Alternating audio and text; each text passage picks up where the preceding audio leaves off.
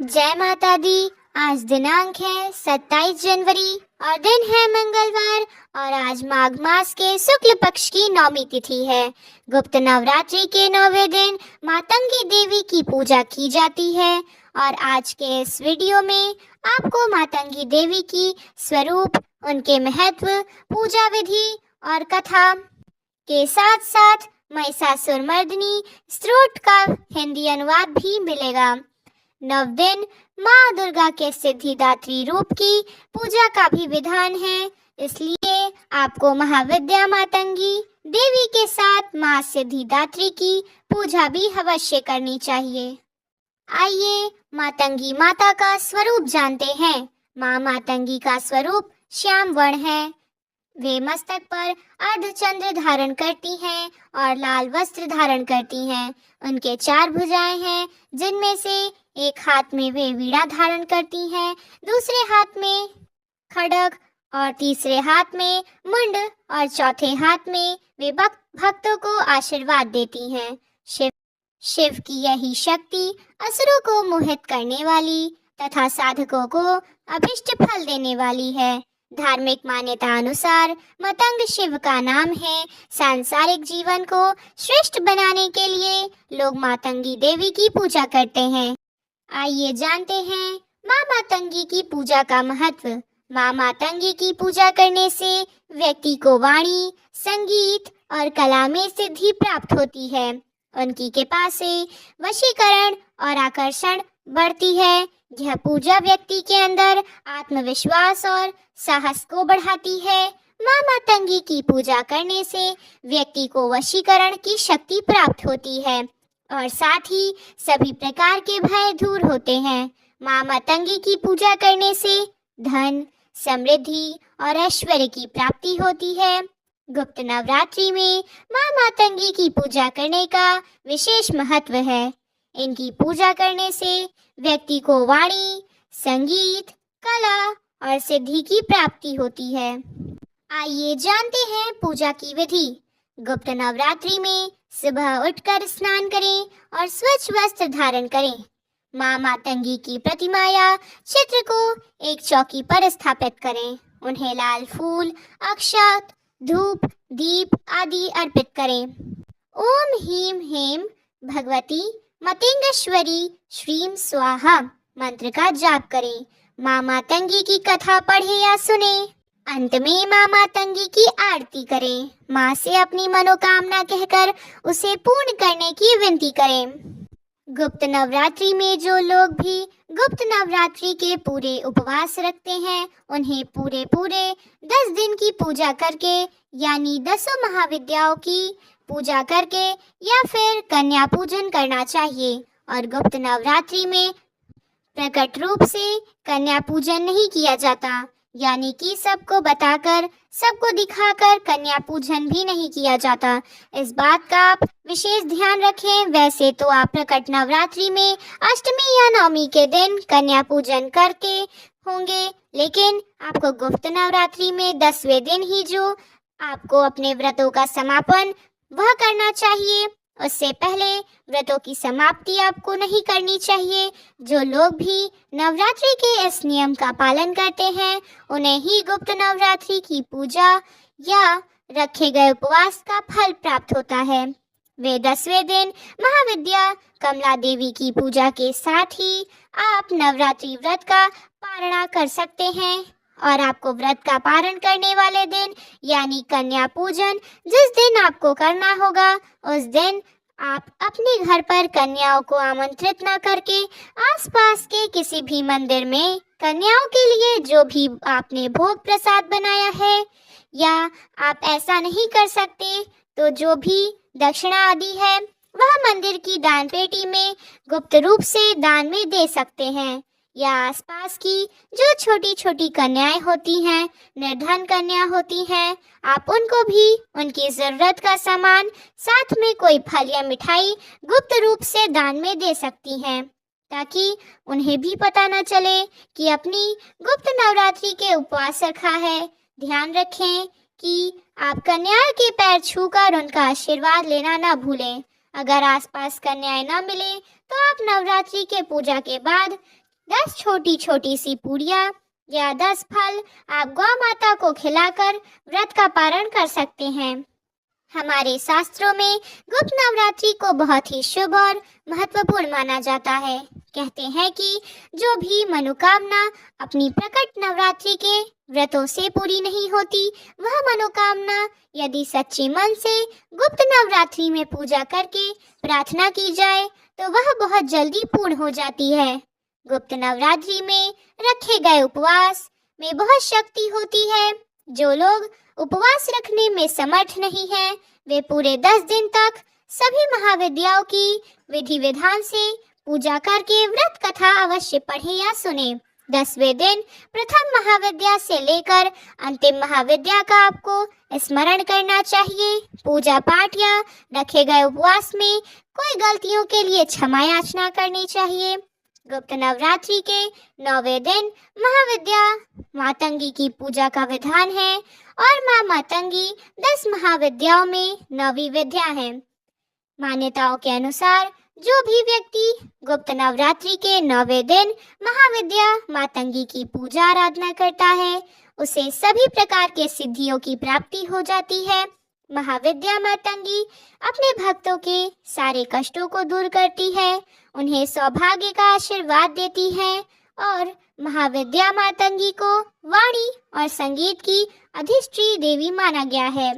इसलिए खास तौर पर संगीत से या कला से जुड़े हुए लोगों को महाविद्या मातंगी की पूजा अवश्य करनी चाहिए। मतंग शिव जी का एक ही नाम है, इसलिए और इनकी शक्ति मातंगी है। देवी मातंगी गहरे नीले रंग की है और देवी मातंगी मस्तक पर अर्धचंद्र धारण करती हैं और माँ के 3 ओजपूर्ण नेत्र हैं। माँ रत्नों से जड़े सिंहासन पर आसीन है। देवी मातंगी के एक हाथ में गुजा के बीजों की माला है, 2 हाथ में वीणा और कपाल है और बाएं हाथों में खड़क है। देवी मातंगी अभय मुद्रा में है और देवी मातंगी के संग तोता भी है, जो वाणी और वाचन का प्रतीक माना जाता है। 4 भुजाओं में इन्होंने कपाल जिसके ऊपर तोता बैठा हुआ है, वीणा, खड़क और वेद धारण किए हुए है। माँ मातंगी तांत्रिकों की सरस्वती मानी जाती है। मान्यताओं के अनुसार कहते हैं कि चांडाल महिलाओं ने देवी पार्वती की पूजा आराधना करके उन्हें अपना ही जूठन यानी खाया हुआ भोग लगा दिया, तो देवगण और शिव गणेश मतंग ऋषि के यहाँ पुत्री में जन्म लेने के कारण इनका नाम मातंगी पड़ा। इसलिए माता के नाम को लेकर बहुत सारी कथाएं प्रचलित भी हैं। मातंगी देवी एक ऐसी देवी है जिनके लिए व्रत नहीं रखा जा सकता, यह केवल मन और वचन से ही तृप्त हो जाती है।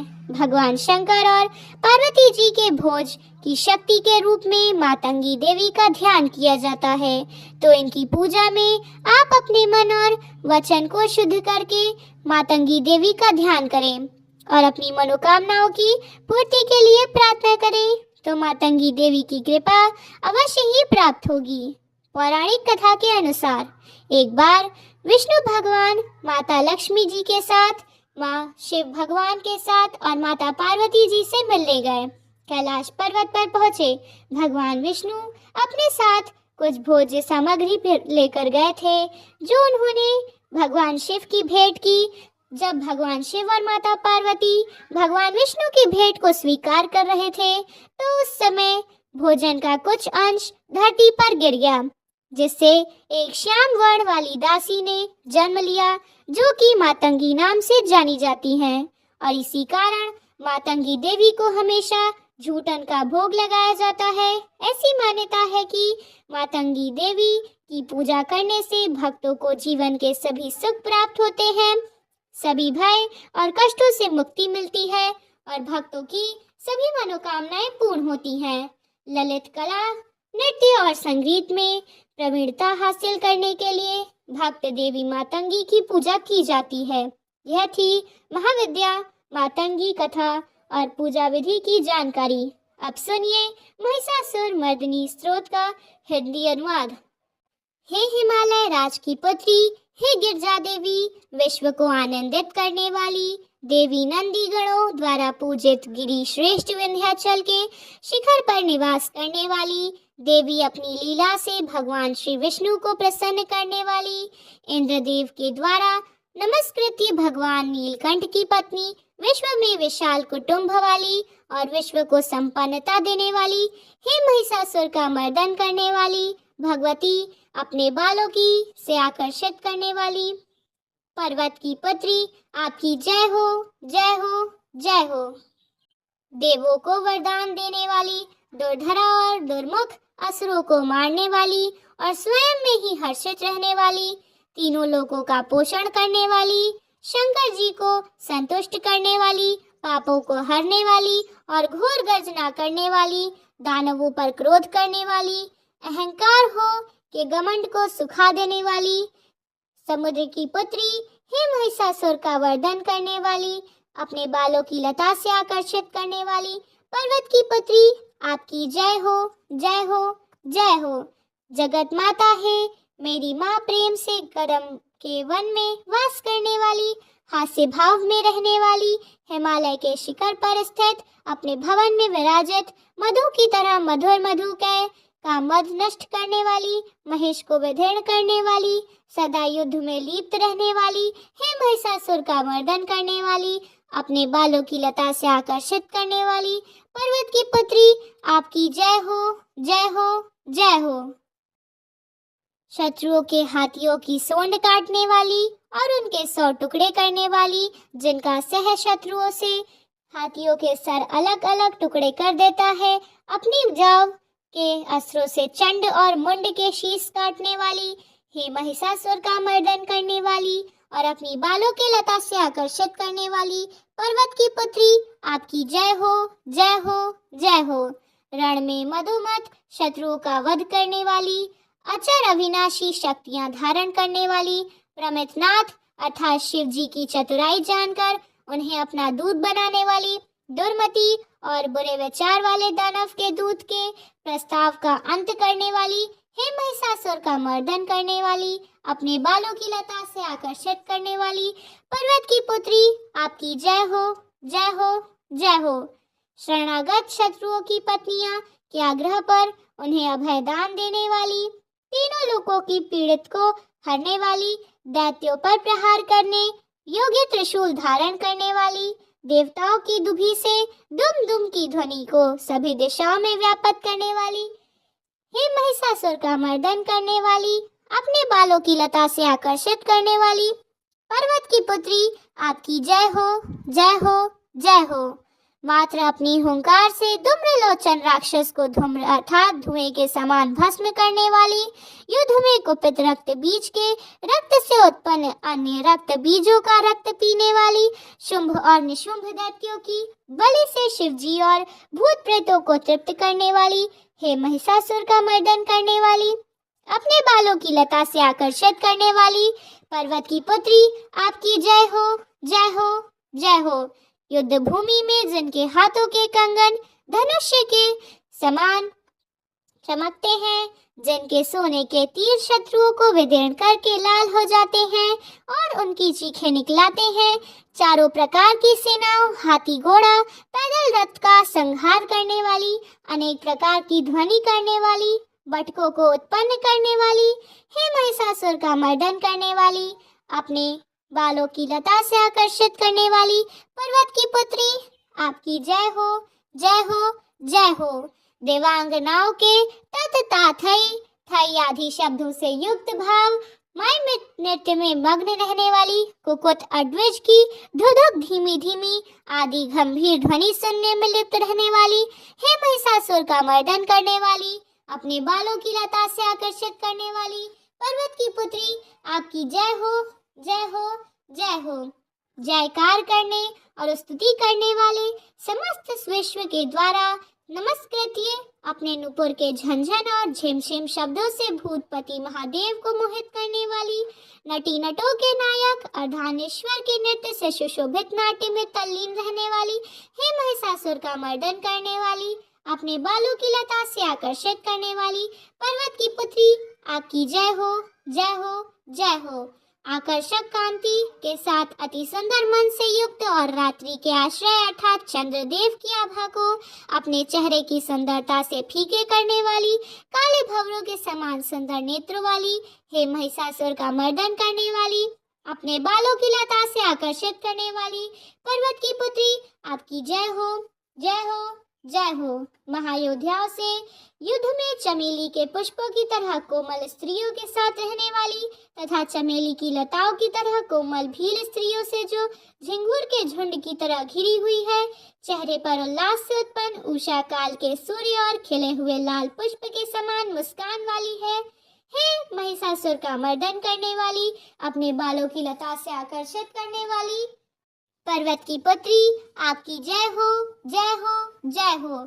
जिसके कानों से लगातार मत बहता रहता है, उस हाथी के समान उत्तेजित है, हे गणेश्वरी, तीनों लोकों के आभूषणों रूप सौंदर्य शक्ति और कलाओं से सुशोभित, हे राजपुत्र सुंदर मुस्कान वाली, स्त्रियों को पाने के लिए मन में मोह उत्पन्न करने वाली मन्मथ की पुत्री के समान, हे महिषासुर का मर्दन करने वाली, अपने बालों की लता से आकर्षित करने वाली पर्वत की पुत्री, आपकी जय हो, जय हो, जय हो। जिनका कमल दल के समान कोमल स्वच्छ और कांति से युक्त मस्तक है, हंसों के समान जिनकी चाल है, जिनसे सभी कलाओं का उद्भव हुआ है, जिनके बालों में भंवरे से घिरी हुई कुमुदनी के पुष्प और बकुल पुष्प सुशोभित है, उन महिषासुर का मर्दन करने वाली, अपने बालों की लता से आकर्षित करने वाली पर्वत की पुत्री, आपकी जय हो, जय हो, जय हो। जिनकी चमक से चंद्रमा की रोशनी फीकी पड़ जाए, ऐसे सुंदर रेशम के वस्त्रों से जिनकी कमर सुशोभित है, देवताओं और असुरों के सर झुकने पर उनकी मुकुट की मणियों से जिनके पैरों के नाखून चंद्रमा की तरह दमकते हैं, और जैसे सोने के पर्वतों पर विजय पाकर कोई हाथी मदोमत हो जाता है, वैसे ही देवी के उरोज कलश की तरह प्रतीत होते हैं। ऐसी है, हे महिषासुर का मर्दन करने वाली, अपने बालों की लता से आकर्षित करने वाली पर्वत की पुत्री, आपकी जय हो, जय हो, जय हो। सहस्त्र दैत्यों के सहस्त्र हाथों से सहस्त्र युद्ध जीतने वाली और सह हाथों से पूजित सुर तारक उत्पन्न करने वाली, उसका तारकासुर के साथ युद्ध कराने वाली, राजा सरत और समाधि नामक वैश्य की भक्ति के समान रूप से संतुष्ट होने वाली, हे महिषासुर का मर्दन करने वाली, अपने बालों की लता से आकर्षित करने वाली पर्वत की पुत्री, आपकी जय हो, जय हो, जय हो। जो भी आपके दयामय पद कमलों की सेवा करता है, हे कमले, वह व्यक्ति कमल निवास कैसे न बने, हे शिवे, आपके पद कमल ही परम पद हैं, उनका ध्यान करने पर भी परम पद में मैं कैसे नहीं पाऊंगा। हे महिषासुर का मर्दन करने वाली, अपने बालों की लता से आकर्षित करने वाली पर्वत की पुत्री, आपकी जय हो, जय हो, जय हो। सोने के समान चमकते हुए नदी के जल से जो आपके रंग भवन में छिड़काव करेगा, वह इंद्राणी के वक्त पक्ष से आलिंगन होने वाले इंद्र के समान सुखा भूतपूर्वक करने वाली बालों की लता से आकर्षित करने वाली पर्वत की पुत्री, आपकी जय हो, जय हो, जय हो। आपका निर्मल चंद्र समान मुख चंद्रमा का निवास है, जो सभी अशुद्धियों को दूर कर देता है। नहीं तो क्या मेरा मन इंद्रपुरी की सुंदर स्त्रियों से विमुख हो गया। मेरे मत के अनुसार आपकी कृपा के बिना शिव नाम के धन की प्राप्ति कैसे संभव हो सकती है। हे महिषासुर का मर्दन करने वाली, अपने बालों की लता से आकर्षित करने वाली पर्वत की पुत्री, आपकी जय हो, जय हो, जय हो। दीनों पर दया करने वाली उमा, मुझ पर भी दया कर ही दो। जगत जगनी जय, आप दया की वर्षा करती हो, जैसे वैसे ही तारों पर भी वर्षा करती हो। इसलिए इस समय जैसा आपको उचित लगे वैसा मेरे पापों और ताप को दूर कर दो। हे महिषासुर का मर्दन करने वाली, अपनी बालों की लता से आकर्षित करने वाली पर्वत की पुत्री, आपकी जय हो, जय हो, जय हो। इसी प्रकार से मातंगी देवी की कथा समाप्त होती है। अगर आपको यह वीडियो पसंद आई हो तो वीडियो को लाइक और चैनल को सब्सक्राइब कीजिएगा, जिससे आपको यूनिक वर्ड ऑफ गॉड की सारी वीडियोस मिलती रहेंगी।